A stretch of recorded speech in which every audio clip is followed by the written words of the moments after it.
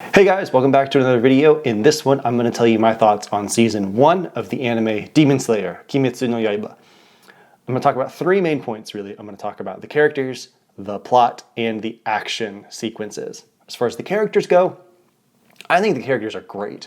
They're dynamic, they're interesting, they have unique abilities, personalities, fighting styles, and I think that's really fun. For example, having Inosuke being a weird, wild man who fights low to the ground, attacking low, who breaks his swords to make them jagged, who carries two swords, because that's not common in the universe of Kimetsu no Yaiba.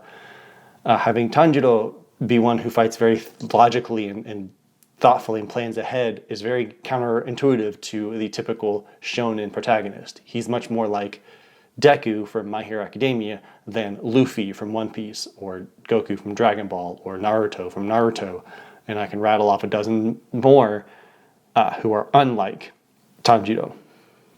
Now, as far as the plot goes, it's pretty simple.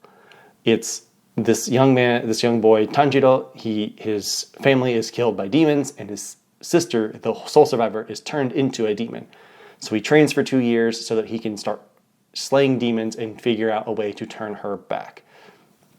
And the action kicks off very quickly. He gets involved way over his head very quickly with the main protagonist, Muzan Kibutsuji, I think that's his name, and his upper and lower six, what are they called?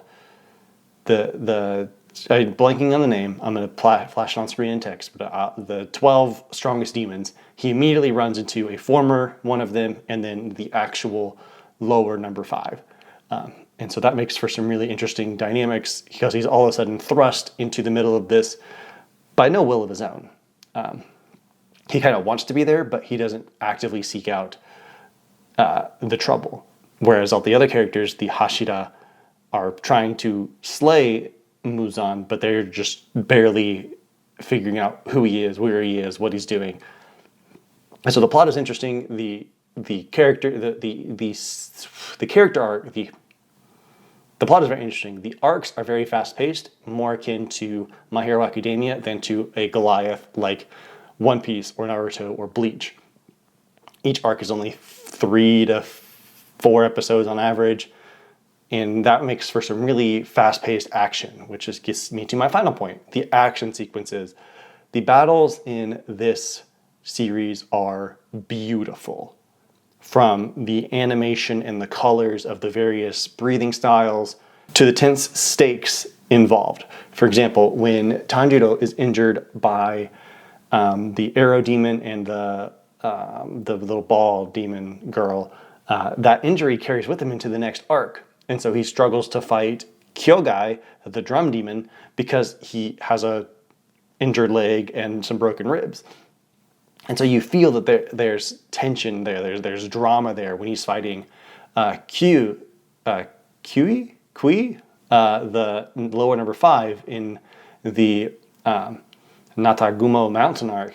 He gets slashed and his sword gets broken, and you know that there is drama.